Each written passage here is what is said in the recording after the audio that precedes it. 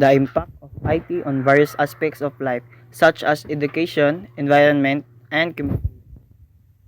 So, the IT means is information technology.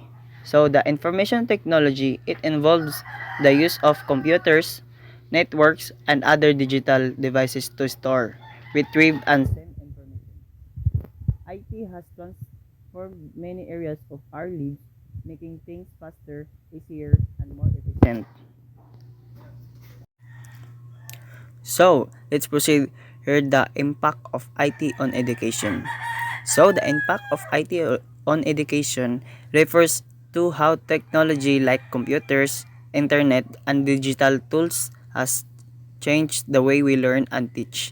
It has made education more accessible, interactive, and flexible. Benefits and examples. Number one, access to information. Number two, e-learning platforms. Number three, interactive learning. Number four, remote learning. Number five, personalized learning. So the number one, access to information. So what is it?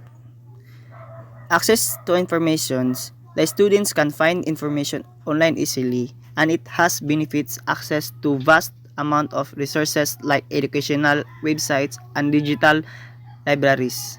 Example, look up article, videos, and tutorials on any topic you are studying. Number two, the e-learning platforms. So, the e-learning platforms, it has online courses and educational apps. It has benefits. We can learn from anywhere, anytime. Example, uses apps like Khan Academy or Coursera to take courses on different subjects. Number three, interactive learning. Tools like smartboards, educational games, and virtual reality. It has benefits, makes learning more engaging and fun. Example, use a smartboard in class to solve problems together or play educational games to learn math. The number 4, remote learning. The remote learning, we can learn from home using the internet. It has benefits to attend classes and complete assignments online. Example, joining a virtual classroom using Zoom or Google Classroom. So lastly, personalized learning. Personalized learning, it using technology to tailor education to individual needs. It has benefits, helps the students to learn at their own pace and focus on areas where they need more help. Example, educational apps that adapt to your learning level and give you exercises that match your progress. Information technology affects the environment in many ways, often helping to protect it. Here is some example of how IT affects an environment. 1. Reduction in paper use. For example, less tree cutting. Using computers and digital documents means we need less paper, so fewer trees are cut down. Next, less trash.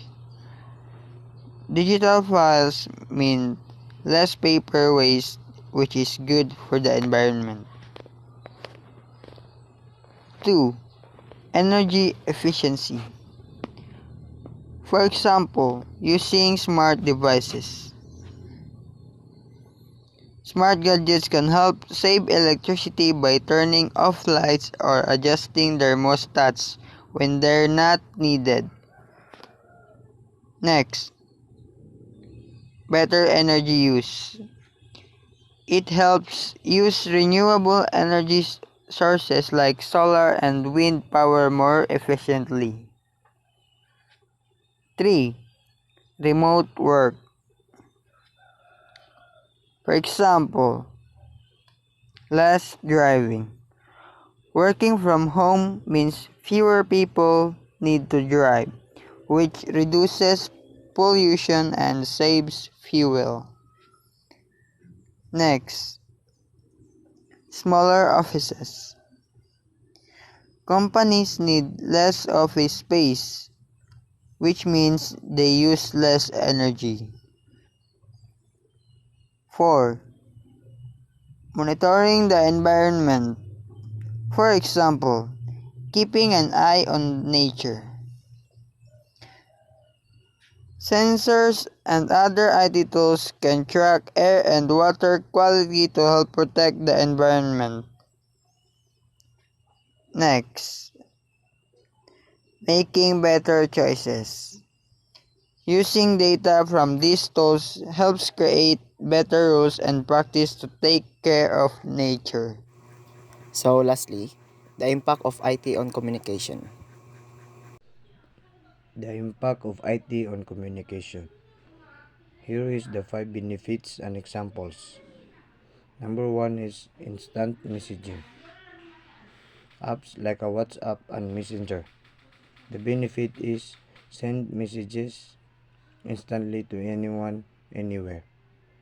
For example, text a friend and get a reply within seconds. Number 2 is social media. Platforms like Facebook, Twitter, and Instagram.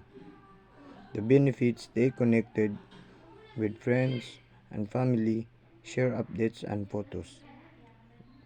Example: post a picture of your vacation and see likes and comments from your friends. Number 3 is video calls. What is it? Services like Zoom and FaceTime.